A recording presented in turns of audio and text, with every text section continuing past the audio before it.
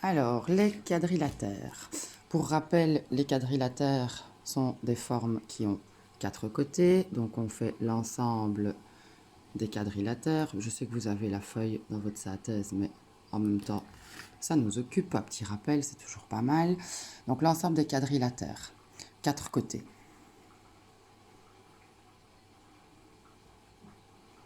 D'accord? 4 côtés, 4 angles. Ensuite, on a l'ensemble des trapèzes.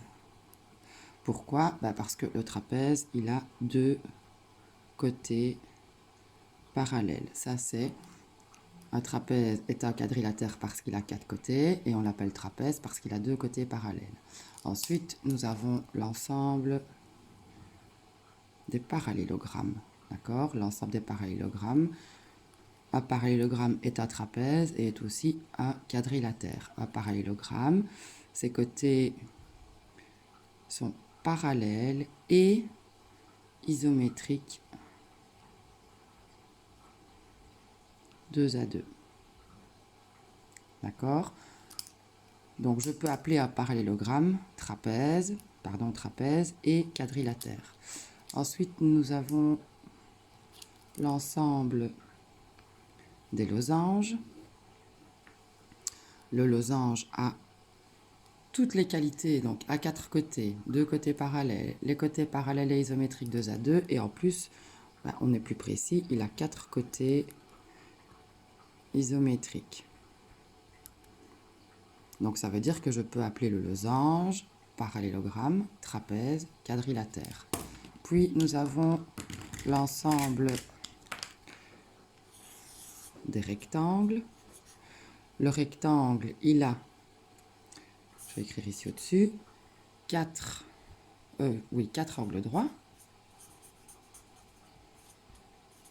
Et les côtés parallèles et isométriques 2 à 2. Donc un rectangle n'est pas un losange, voyez, ils ne sont pas entourés dans les mêmes ensembles que les autres, ils sont séparés. Donc le rectangle est appelé aussi parallélogramme, est appelé aussi trapèze et est appelé aussi quadrilatère. Et ici au milieu, on a le quadrilatère parfait qui est le carré. Le carré, il a 4 côtés isométriques et 4 angles droits. C'est pour ça qu'il est au milieu, il a les qualités du losange et les qualités du rectangle. Donc 4 angles droits et 4 côtés isométriques. Un carré peut donc être appelé rectangle, peut donc être appelé losange, parallélogramme, trapèze et quadrilatère.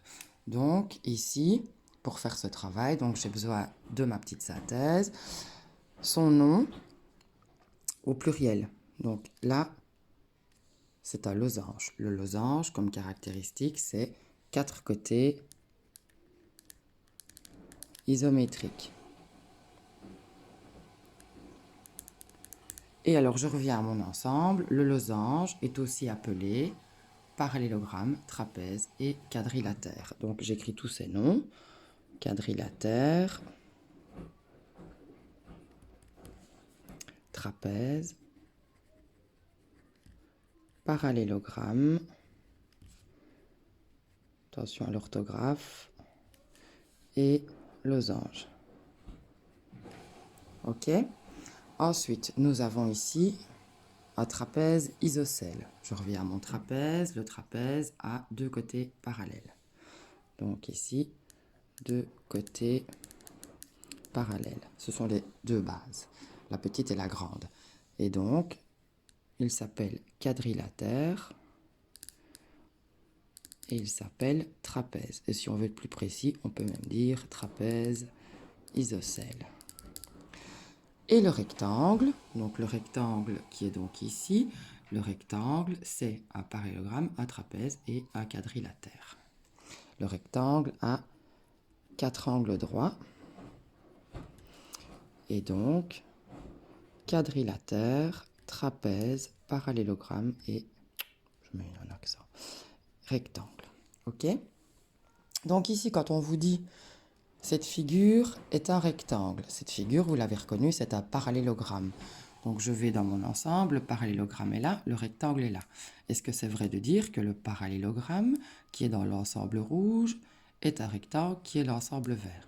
Ben non. Parallélogramme, trapèze, quadrilatère, ça oui.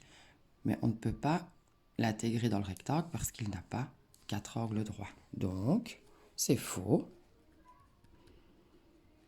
Il n'a pas